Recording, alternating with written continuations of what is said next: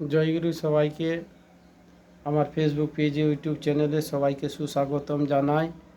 সর্বপ্রথম আমার পরম দয়াল পুরুষোত্তম দিন দুনিয়ার মালিক শ্রী শ্রী ঠাকুর অনুকূল চন্দ্রের রাঙা রাতুল চরণে প্রণাম জানাই। তৎসহ বড়মা বর্দা বর্তমান আচার্যদেবের রাঙা রাতুল চরণে আমার প্রণাম জানাই। বর্তমান আমার ফেসবুক পেজে ইউটিউব চ্যানেল উপস্থিত সকল শ্রোতা দর্শক বৃন্দকে যথাযোগ্য স্থানে প্রণাম সেনাশিস ভালোবাসা, সবার উদ্দেশ্যে প্রাণ ভরা জয়গুরু। আজকে আমার আলোচনার মূল বিষয়বস্তু হচ্ছে ইষ্টভীতি। কৃষ্ণ ভগবান গীতায় যে বলেছিলেন, আমাকে না দিয়ে যারা খায় তারা বিষ ভক্ষণ করে। সর্বপ্রথম আমাকে দিয়ে, আমাকে উদ্দেশ্য করে কোনো কিছু নিবেদন বা গ্রহণ করতে হবে। সেই কথাটাকে পরম দয়াল পুরুষোত্তম দিন দুনিয়ার মালিক কল্কি অবতারে স্বয়ং ভগবান তিনি এসেন সুন্দর করে, সরল করে, সহজ করে ইষ্টভীতির রূপে তিনি দিয়ে দিলেন। ইষ্টভীতি এটা হচ্ছে আমাদের মঙ্গল যজ্ঞ। ইষ্ট মানে হচ্ছে মঙ্গল, ভীতি মানে হচ্ছে ভরণ পোষণ। আমাদের জীবনের মঙ্গলের ভরণ পোষণ করি। পরম দয়ালকে কোনোদিন টাকা পয়সা দিই না। আমার জীবনের মঙ্গল যজ্ঞ অতি প্রত্যুষে ভোরবেলায় উঠে করি। আর একটি ইষ্টভীতি করা মানে পঞ্চমহাভূত যজ্ঞ সমতুল্য পুণ্য পায়। নিকুম্ভলার যজ্ঞ যদি মেঘনাদ করতে পারত, তাহলে ভগবান রামও তাকে অকালে মৃত্যুবোধ করতে পারতো না। সেই সমতুল্য পুণ্য আমরা বাড়ির কোণে বসে ইষ্টভীতি প্রাণ ভরে, অন্তর ভরে, হৃদয় ভরে, বুক ভরে পরম দয়ালকে নিবেদন করে সেই নিকুম্ভলার যজ্ঞ সমতুল্য পুণ্য আমরা বাড়িতে বসে পাই। এতগুলো মূল্য রয়েছে ইষ্টভীতি করার মাধ্যমে।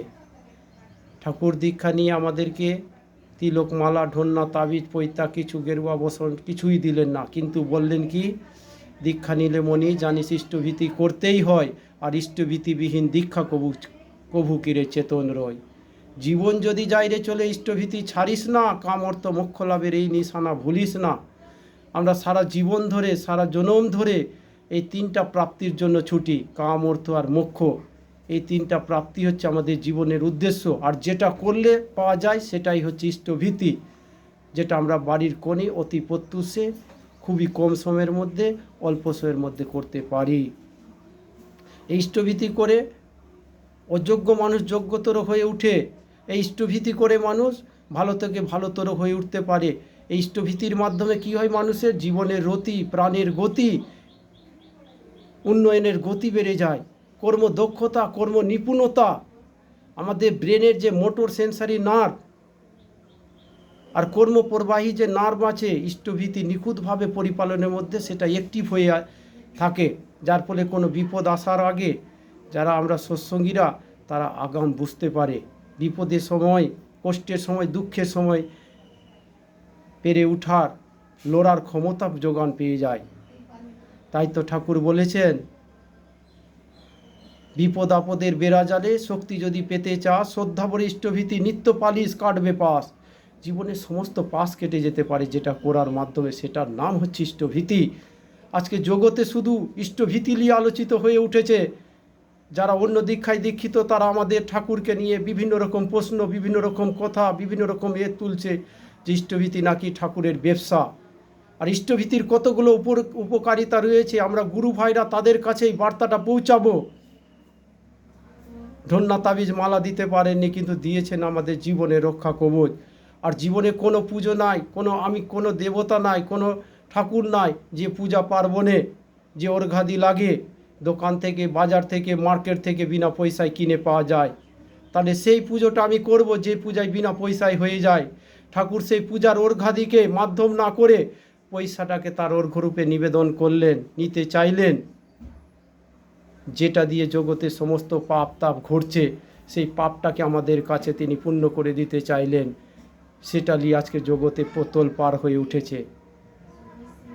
আমরা দিই জীবনের মোর কষ্টটা দিই পরম দয়ালকে, আর সেটা করি আমরা সৎসঙ্গীরা, ঠাকুরের পরিবারের লোকরা, আমরা করি সবাই। নিজের আয় ইনকাম থেকে করি, নিজের দিন গুজরাটির ইনকাম থেকে পরম দয়ালকে ইষ্টভীতি নিবেদন করি। আর আমরা প্রাণ ভরে, অন্তর ভরে তাকে নিবেদন করি। সেটা আমার ব্যক্তিগত ব্যাপার, কারো প্রশ্ন তোলার ব্যাপার নাই।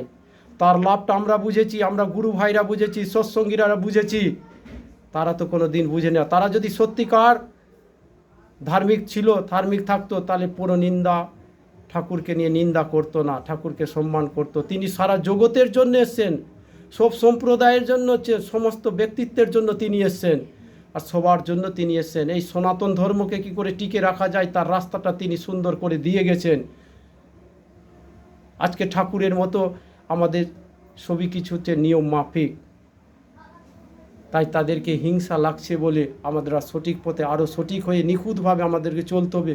বিশ্ব মাঝারে পরম দয়ালকে প্রতিষ্ঠা করে চলতে হবে। একদিন তারাই পরম দয়ালের কাছে ছুটে আসবে, তারাই লাইন ধরে ঘুরে যাবে, কিন্তু পরম দয়ালের দীক্ষা পাবে না। আমরা সেইভাবেই আমাদেরকে চলতে হবে। আর বিশেষ কিছু বলবো না। পরম দয়ালকে আমরা ভালোবেসে অন্তর ভরে নিখুঁতভাবে ইষ্টভীতি পালন করে যাই। আর ইষ্টভীতি ইষ্টকে দিস, করিস না তা বঞ্চনা, অন্যকে দিলে কিন্তু আসবে বিপাক গঞ্জনা। পরম দয়ালের ইচ্ছায়, পরম দয়ালের নির্দেশে যেরকম বলেছে সেরকম করে ইষ্টভীতি পালন করি, সঠিক সময়ে জমা দিই, তার উপভোগটা, আনন্দটা আমরা সবাই মিলে অনুভব করি। এত কিছু পরম দয়ালের দেওয়া কথাগুলো আমি বললাম, সবাই পালন করবেন। কারো কথায়, কারো ব্যথায় আমাদের ঠাকুরের ইষ্টভীতি কোনো দিন বন্ধ করব না। এটা আমরা জানি। আজকে যদি আমার মৃত্যু যোগ থাকে, জগতের কেউ বন্ধু, ভাই বন্ধু কাটাতে পারে না, যেটা তিনি কাটাতে পারেন বলেই বলেছেন, যোজন যাজন ইষ্টভীতি করলে কাটে মহাভীতি।